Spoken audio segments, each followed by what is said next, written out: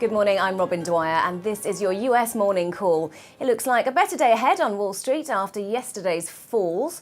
The Dow Jones is set to open around 0.5% up. The S&P 500 is also on track for a positive opening, while the Nasdaq futures are trading at around the 0.5% mark.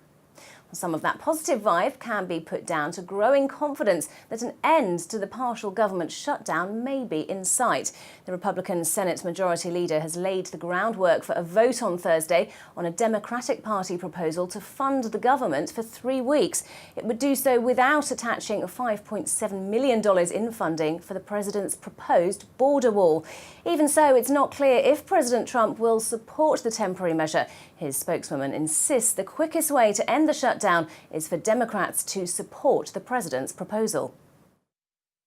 They claim they care about the federal workers. They claim they care about the DACA kids. They claim that they care about human trafficking and the opioid crisis. The president's proposal deals with all of those things. It opens the government. It helps stop the national security and humanitarian crisis at the border. And Democrats, the real question is, why are they not supporting that? Disclosures from Google and Facebook show they're spending big on lobbying the US government. In its quarterly filing, Google revealed it spent $21 million on lobbying last year, topping its previous high of $18 million back in 2012. Facebook spent $12.5 million on lobbying last year, also a company record. They're both trying to influence politicians as they debate new privacy and antitrust rules aimed at reining in the power of the big internet companies.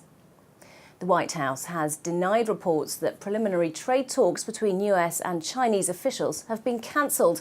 The economic advisor Larry Kudlow says American officials are still taking part in preparations for high-level talks with the Chinese vice premier at the end of the month.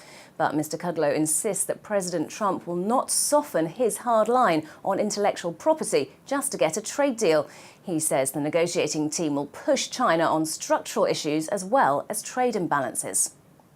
OK, well, let's have a look at some stocks to watch this morning then. And Comcast is expected to post a rise in its fourth quarter revenue and profit, helped by more subscribers for its high-speed internet business.